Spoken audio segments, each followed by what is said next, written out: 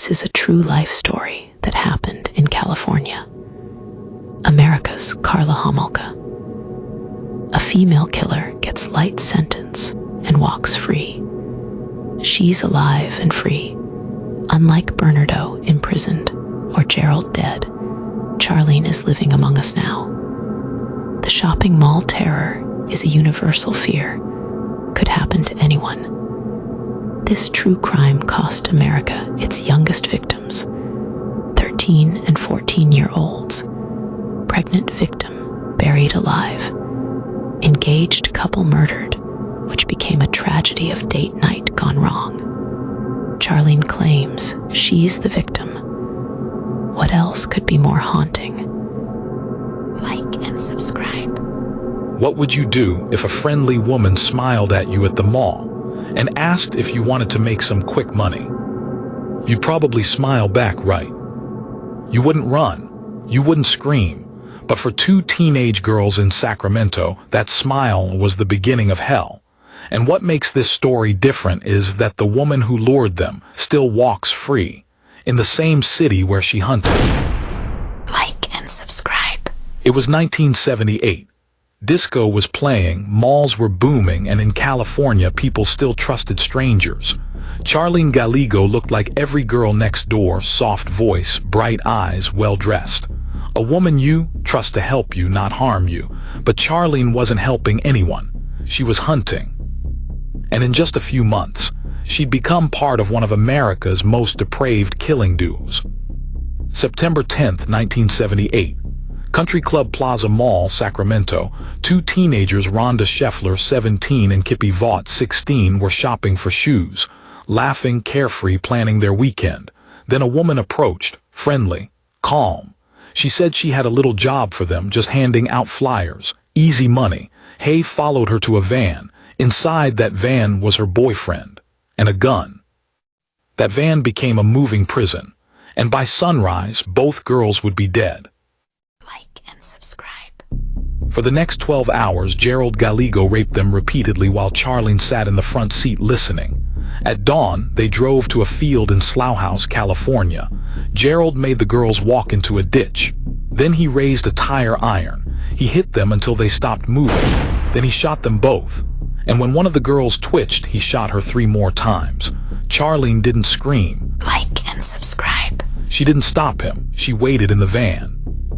And the next morning, Gerald used the dead girl's money to buy pancakes. To understand how this happened, you have to understand her. Charlene Williams was born into privilege, an only child from a wealthy Sacramento family. Her father was a supermarket executive. She went to good schools, played the violin. She was the kind of girl parents brag about, but underneath, Charlene was collapsing. By her 20s, she was divorced twice, addicted to drugs, working part-time, drifting through life feeling like a failure. Then she met Gerald, and everything changed. Like and subscribe. Because Gerald Gallego didn't just want a girlfriend, he wanted a partner in murder. Gerald was 31, blonde, charming, a natural manipulator. But behind that grin was something cold. His father was executed in Mississippi's gas chamber for killing a cop. By age 32, Gerald had been married 7 times, arrested 23 times, convicted of armed robbery. He even molested his own daughter. He wasn't searching for love. He was searching for control. Like and subscribe. And when he found Charlene, he found the perfect puppet. At first, he was gentle, romantic, flowers, compliments. The kind of man who makes you feel seen, but when she was hooked, he turned. He beat her, humiliated her, made her believe she couldn't live without him. Psychologists call it coercive control. He called it love. And one night, Gerald whispered his fantasy, and Charlene didn't say no. "I want sex slaves," he told her. "Young, disposable, girls I can use and throw away." Most people would leave. Charlene stayed, and from that night on, the two began hunting. But their next victims wouldn't be from Sacramento. They crossed state lines. June 24th, 1979. Reno, Nevada. The Washoe County Fair, full of lights, kids, laughter. That same day, exactly 1 year earlier, another girl had gone missing, Sandra Butler, 16. Never found, two girls, Brenda Judd, 14, and Sandra Colley, 13, were seen talking to a woman by the rides. That woman was Charlene. They never came home. Police assumed they ran away. Their families waited for 20 years. Their bones were found in the desert 2 decades later. And by the time their remains were found, Charlene was already free. Like and subscribe. The Gallegos weren't thrill killers. They were ritual killers. Every abduction followed a pattern. Charlene lured the girls with promises of jobs, parties, or drugs. Gerald waited with a gun, rope, and a plan. Together, they destroyed 10 families across 3 states. To outsiders, they looked like a normal couple. Inside that van, they were executioners. By 1980, Gerald and Charlene were living double lives. In public, a loving couple. In secret, predators with a kill list. Charlene's parents adored Gerald. They helped him get a fake ID so he could work. They had no idea they were helping build a killer. Meanwhile, Charlene's mind was fracturing. She began drinking, using drugs, dissociating.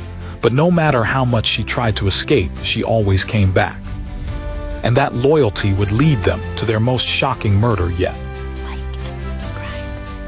Over 2 years, the Gallegos hunted girls in malls, parking lots, and highways. 10 lives, 10 futures erased. Police were clueless. Different states, different names, no pattern. And by summer 1980, the couple got married again under fake names. This time, they called it their honeymoon. But their honeymoon wasn't a celebration. It was a killing spree. In part 2, the murders turned sadistic. A pregnant woman buried alive. A bartender strangled and left in the brush. And the moment the police looked evil in the eyes and let it walk away, the Gallegos called it love. The world called it the sex slave murders. But Charlene called herself something else, a victim. Coming next, the honeymoon murders, part 2.